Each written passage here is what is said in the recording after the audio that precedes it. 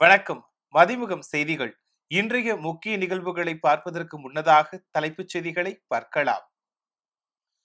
தூத்துக்குடியில் 55,000 பேர் வேலைவாய்ப்பு பெறும் வகையில் 2 கப்பல் கட்டும் தளங்கள். தென் தமிழ்நாட்டின் வளர்ச்சிக்கு புதியதொரு அடித்தளம் என முதலமைச்சர் மு.க.ஸ்டாலின் பதிவு. விஜய் திமுகவை குற்றம் சுமத்துவது அவரது நம்பிக்கை தன்மையை கேள்விக்குறியாக்குகிறது. மதிமுக முதன்மை செயலாளர் துரை வைகோ கருத்து. தமிழ்நாட்டு மக்களுக்கான முதன்மை சக்தியான நாம் எதிலும் சமரசம் செய்து கொள்ள மாட்டோம். தமிழக வெற்றி கழக தலைவர் விஜய் திட்டவட்டம். H1B விசா கட்டணம் ஒரு முறை மட்டுமே செலுத்த வேண்டும். வருடாந்திர கட்டணம் அல்ல என வெள்ளை மாளிகை விளக்கம். தமிழகத்தில் செப்டம்பர் 26ஆம் தேதி வரை மழை நீடிக்கும். சென்னை வானிலை ஆய்வு மையம் தகவல். தூத்துக்குடியில் 55,000 பேர் வேலைவாய்ப்பு பெறும் வகையில் 2 கப்பல் கட்டும் தளங்கள் அமைய உள்ளதாக முதலமைச்சர் மு.க.ஸ்டாலின் தெரிவித்துள்ளார்.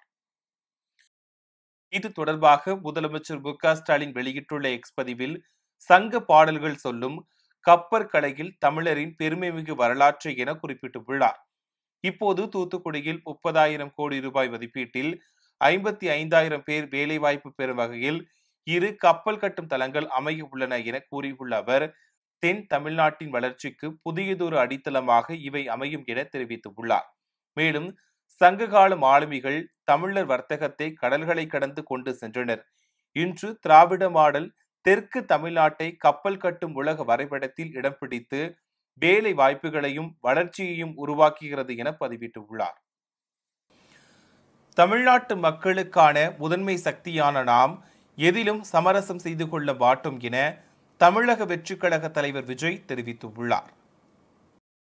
இது தொடர்பாக தமிழக வெற்றி கழக தலைவர் விஜய் வெளியிட்டுள்ள எக்ஸ் பதிவில், வாகை சூடும் வரலாறு திரும்புகிறது, உங்க விஜய் நான் வரேன் என்ற நம் மக்கள் சந்திப்பை பல்வேறு அரசியல் திருப்பு முனைகளை அமைத்து தந்த திருச்சியில் திக்கெட்டும் கேட்கும் வகையில் கடந்த வாரம் தொடங்கினோம் என குறிப்பிட்டுள்ளார்.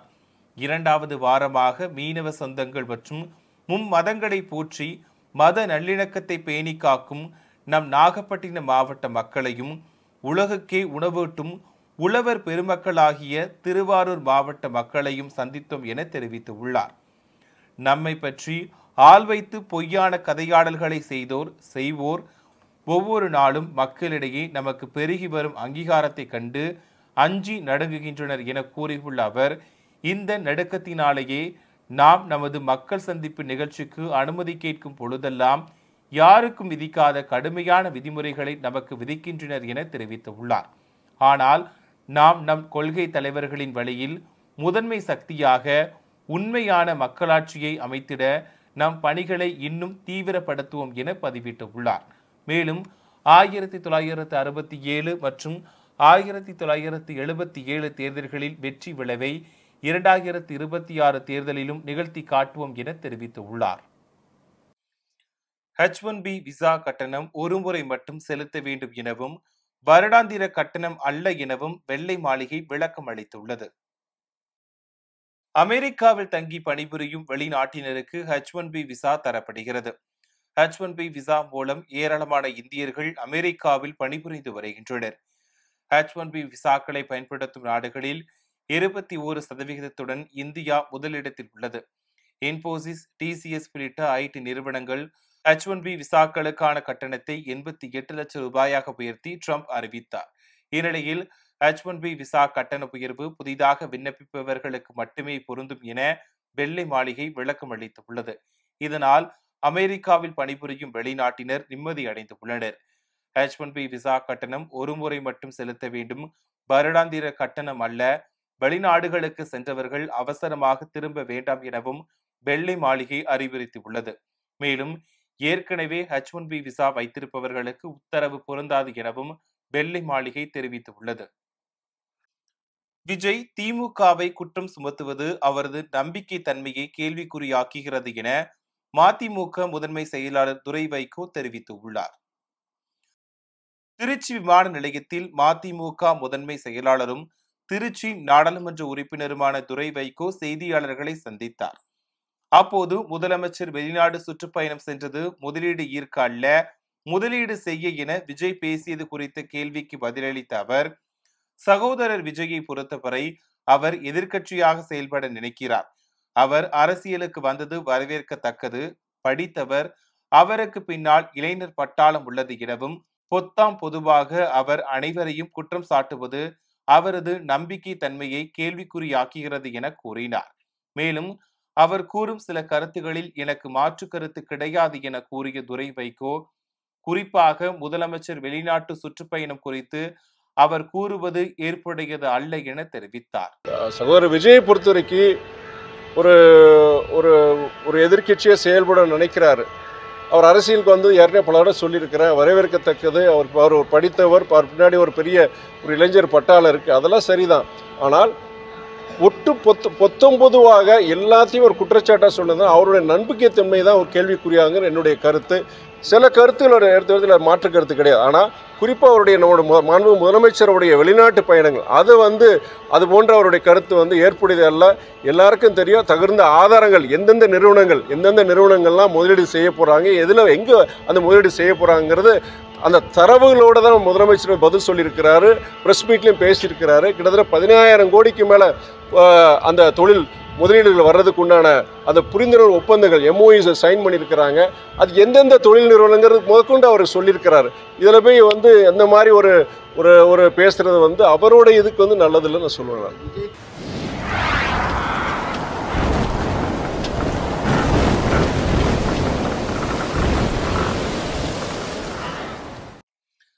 தமிழகத்தில் செப்டம்பர் 26ஆம் தேதி வரை மழை நீடிக்கும் என சென்னை வானிலை ஆய்வு மையம் தெரிவித்துள்ளது. தமிழகத்தில் கடந்த 24 மணி நேரத்தில் பரவலாக மழை பெய்துள்ளது. நேற்று அதிகபட்சமாக ராணிப்பேட்டை மாவட்டம் அரக்கோணத்தில் 7 சென்டிமீட்டர் மழை பதிவாகியுள்ளது. திருவள்ளூர் மாவட்டம் அம்பத்தூர், சென்னை ஐயம்பாக்கம், கொரட்டூர் ஆகிய பகுதிகளில் தலா 6 சென்டிமீட்டர் மழை பெய்துள்ளது. இந்நிலையில் தென் மாநில பகுதிகளின் மேல் நிலவும் வளிமண்டல கீழடுக்கு சுழற்சி காரணமாக வடக்கு தெற்கு மாவட்டங்கள், புதுச்சேரி மற்றும் காரைக்கால் பகுதிகளில் வரும் 26ஆம் தேதி வரை மழைக்கு வாய்ப்புள்ளது என கூறப்பட்டுள்ளது. சென்னை மற்றும் அதன் புறநகர் பகுதிகளை பொறுத்தவரையில் வானம் ஓரளவு மேகமூட்டத்துடன் காணப்படும் எனவும், நகரின் ஒரு சில பகுதிகளில் இடி மின்னலுடன் கூடிய லேசானது முதல் மிதமான மழை பெய்ய வாய்ப்புள்ளது எனவும் வானிலை ஆய்வு மையம் தெரிவித்துள்ளது.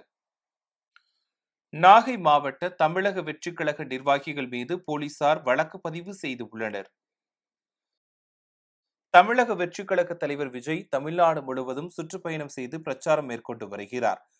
அதன்படி கடந்த 13ஆம் தேதி திருச்சி, அரியலூரில் பிரச்சாரம் மேற்கொண்ட நிலையில் செப்டம்பர் 20ஆம் தேதி நாகை மற்றும் திருவாரூரில் பிரச்சாரம் செய்தார். நாகை அண்ணா சிலை அருகே பிரச்சாரம் மேற்கொண்ட தமிழக வெற்றிக் கழக தலைவர் விஜய் பொதுமக்களிடையே உரையாற்றினார். விஜயின் பிரச்சாரத்தை பார்க்க ஆயிரக்கணக்கான தொண்டர்கள் திரண்டு வந்தனர்.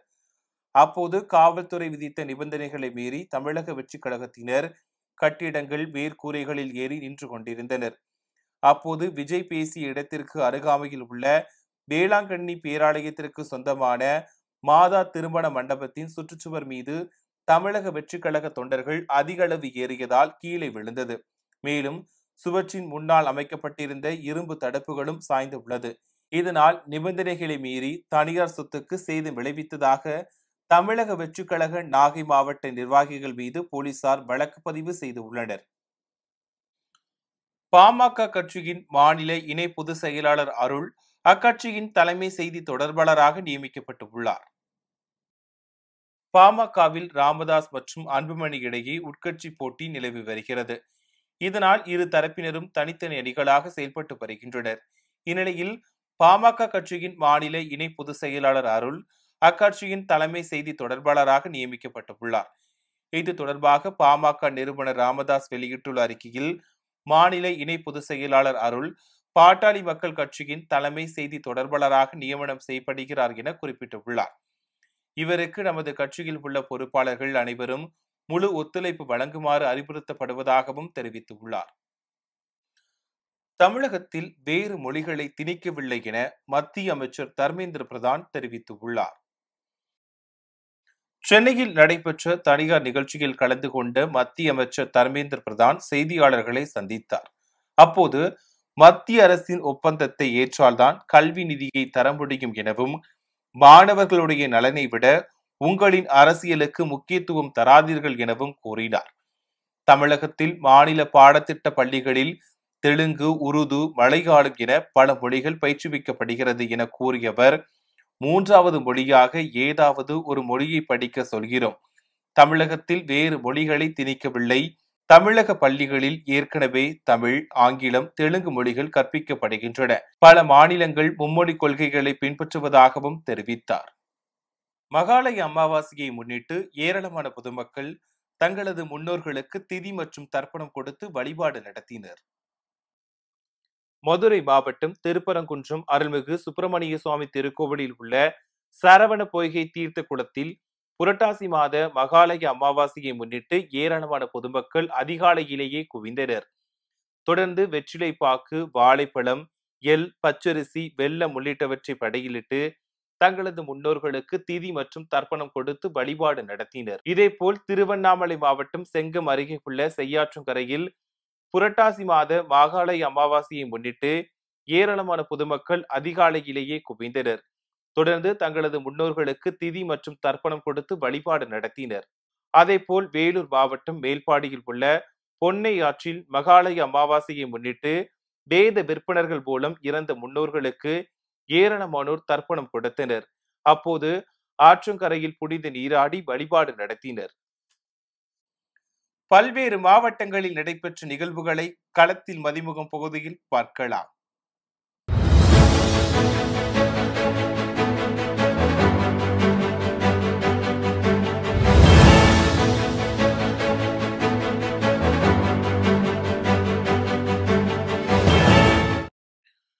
புதுக்கோட்டை மாவட்டம் திருமயத்தில் முன்னாள் அமைச்சர் ப. சிதம்பரத்தின் பிறந்த நாளை முன்னிட்டு காங்கிரஸ் கட்சி சார்பில் மாட்டு வண்டி எல்கை பந்தயம் நடைபெற்றது. 2 பிரிவுகளாக நடைபெற்ற இப்போட்டியில் இலக்கை நோக்கி காளைகள் துள்ளி குதித்து ஓடியது. இதனை சாலையின் இருபுறமும் நின்றிருந்த பொதுமக்கள் ஆரவாரத்துடன் கண்டு ரசித்தனர். இறுதியாக போட்டியில் வெற்றி பெற்ற மாட்டு வண்டியின் உரிமையாளர்களுக்கும் சாரதிகளுக்கும் பரிசு தொகைகள் வழங்கப்பட்டது. திருப்பூர் தாராபுரம் சாலையில் வீட்டு வேலைக்கு ஆட்களை சேர்க்கும் நிறுவனம் மூலம் KPN காலனி பகுதியில் உள்ள தனலட்சுமி என்பவரது வீட்டில் ஜாஸ்மின் வேலைக்கு சேர்ந்த நிலையில் 20 சவர நகைகளை திருடியுள்ளார். தொடர்ந்து திருப்பூர் வடக்கு காவல் நிலையத்தில் புகார் அளிக்கப்பட்ட நிலையில் ஜாஸ்மினை பிடித்து வனிதா போலீசாரிடம் ஒப்படைத்துள்ளார்.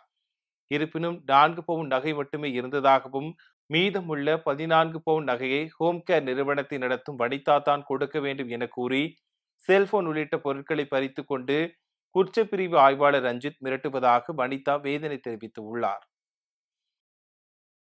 சேலம் மாவட்டம் எடப்பாடி அருகே கொங்கணாபுரம் ஆட்டு சந்தையில் ஒரு ஆடு 5,000 முதல் 8,000 ரூபாய் வரை விற்பனையானது. அதேபோல் வளர்ப்பு குட்டி ஆடுகள் 2,700 ரூபாய் முதல் 3,500 ரூபாய் வரை விற்பனையானது. மேலும் சேவல் மற்றும் கோழிகள் 700 ரூபாய் வரை விற்பனையானது. புரட்டாசி மாதம் என்பதால் கோழி மற்றும் ஆடுகள் விற்பனையின்றி வெறிச்சோடி காணப்பட்டது. மயிலாடுதுறை அருகே நீடூரைச் சேர்ந்த கல்லூரி மாணவி காமராஜர் பேருந்து நிலையம் அருகில் உள்ள இன்டர்நெட் மையத்திற்கு பாஸ்போர்ட் பதிவு செய்வதற்காக சென்றபோது அங்கு பணியாற்றிய முகமது அப்ரீத் என்பவர் மாணவியின் செல்போனில் செயலி ஒன்றை பதிவிறக்கம் செய்துள்ளார். தொடர்ந்து அந்த செயலி மூலம் மாணவியின் நடவடிக்கைகளை தொடர்ந்து கண்காணித்து வந்துள்ளார். இது குறித்து அளித்த புகாரின் அடிப்படையில் முகமது அப்ரீத்தை கைது செய்த போலீசார் சிறையில் அடைத்தனர்.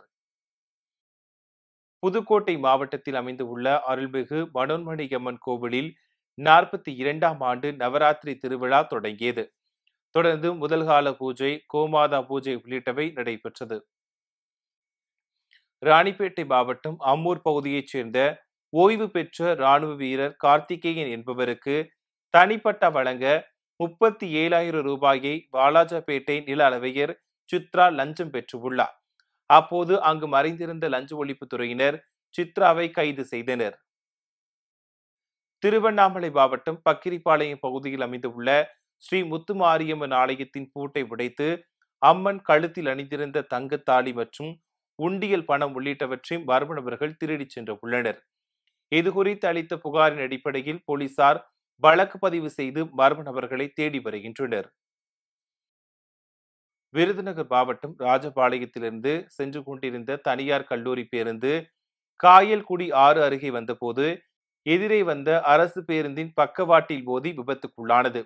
இந்த விபத்தில் பேருந்தில் பயணம் செய்த 2 பெண்கள் படுகாயமடைந்தனர். மேலும் 5 பேர் சிறு காயங்களுடன் மீட்கப்பட்டனர். விபத்தை ஏற்படுத்திய கல்லூரி பேருந்து ஓட்டுநர் சேகர் மது போதையில் படுகாயங்களுடன் மீட்கப்பட்டார். ராணிப்பேட்டை மாவட்டத்தில் போலி மருத்துவர்கள் பொதுமக்களுக்கு சிகிச்சை அளிப்பதாக கிடைத்த தகவலை அடுத்து வாலாஜாபேட்டை போலீசார் சோதனை மேற்கொண்டனர். அப்போது ஒழுகூர் பகுதியில் ஜெயவேலு மற்றும் வள்ளுவம்பாக்கம் பகுதியில் திருநாவுக்கரசு ஆகிய இருவர் உரிய ஆங்கில மருத்துவம் படிக்காமல் பொதுமக்களுக்கு மருத்துவம் பார்த்து வந்தது தெரிய வந்தது. இதனையடுத்து இருவரையும் கைது செய்த போலீசார் அங்கிருந்த மருந்து, மாத்திரைகள், ஊசி உள்ளிட்டவற்றை பறிமுதல் செய்தனர். விருதுநகர் தேசப்பந்து மைதானத்தில் வடக்கு மாவட்ட திமுக சார்பில் தமிழ்நாட்டை தலைகுனிய விடமாட்டேன், ஓரணியில் தமிழ்நாடு தீர்மான ஏற்பு பொதுக்கூட்டம் நடைபெற்றது. இந்த கூட்டத்தில் பேசிய நிதியமைச்சர் தங்கம் தென்னரசு, எடப்பாடி பழனிசாமி கடந்த காலத்தில் அதிமுக ஆட்சியை மத்தியில் அடமானம் வைத்தார். இப்போது ஆட்சி இல்லை, அதனால் கட்சியை அடமானம் வைத்துள்ளார் என விமர்சித்தார். ரஷ்யா மீது உக்ரைன் நடத்திய ட்ரோன் தாக்குதலில் 4 பேர் உயிரிழந்தனர். கடந்த 2022ஆம் ஆண்டு முதல் ரஷ்யா மற்றும் உக்ரைன் இடையிலான போர் நடைபெற்று வருகிறது. நேட்டோ அமைப்பில் உக்ரைன் இணைவதை எதிர்த்து ரஷ்யா இந்த போரை தொடங்கியது. இரு நாடுகளுக்கும் போர் நிறுத்தம் கொண்டுவர அமெரிக்கா மற்றும் ஐரோப்பிய நாடுகள் முயற்சி செய்து வருகின்றன. இந்நிலையில் ரஷ்யாவின் தென்மேற்கு சமாரா பகுதியில் உக்ரைன் ட்ரோன் தாக்குதல் நடத்தியுள்ளது. இந்த தாக்குதலில் 4 பேர் உயிரிழந்துள்ளனர். இது தொடர்பாக சமாரா ஆளுநர் வெளியிட்டுள்ள அறிக்கையில், எதிரிகளின் ட்ரோன் தாக்குதலில் 4 பேர் பலியானதை ஆழ்ந்த வருத்தத்துடன் தெரிவித்துக் கொள்வதாக பதிவிட்டுள்ளார். மேலும் ஒருவர் காயமடைந்துள்ளார் எனவும் குறிப்பிட்டுள்ளார். இரவு நேரத்தில் நூற்றுக்கணக்கான ட்ரோன்களை ரஷ்யா வீசியது எனவும் அதில் 3 பேர் பலியானதாகவும் உக்ரைன் தெரிவித்துள்ளது. மீண்டும் தலைப்புச் செய்திகள். தூத்துக்குடியில் 55,000 பேர் வேலைவாய்ப்பு பெறும் வகையில் 2 கப்பல் கட்டும் தளங்கள். தென் தமிழ்நாட்டின் வளர்ச்சிக்கு புதியதொரு அடித்தளம் என முதலமைச்சர் மு.க. ஸ்டாலின் பதிவு. விஜய் திமுகவை குற்றம் சுமத்துவது அவரது நம்பிக்கை தன்மையை கேள்விக்குறியாக்குகிறது. மதிமுக முதன்மை செயலாளர் துரை வைகோ கருத்து. தமிழ்நாட்டு மக்களுக்கான முதன்மை சக்தியான நாம் எதிலும் சமரசம் செய்து கொள்ள மாட்டோம். தமிழக வெற்றிக் கழக தலைவர் விஜய் திட்டவட்டம். H1B விசா கட்டணம் ஒரு முறை மட்டுமே செலுத்த வேண்டும், வருடாந்திர கட்டணம் அல்ல என வெள்ளை மாளிகை விளக்கம். தமிழகத்தில் செப்டம்பர் 26ஆம் தேதி வரை மழை நீடிக்கும், சென்னை வானிலை ஆய்வு மையம் தகவல். இத்துடன் செய்திகள் நிறைவடைந்தன. மீண்டும் செய்திகள் காலை 8 மணிக்கு. மேலும் செய்திகளை தெரிந்து கொள்ள மதிமுகம் பிரைம் யூடியூப் தளத்தில் இணைந்திருங்கள்.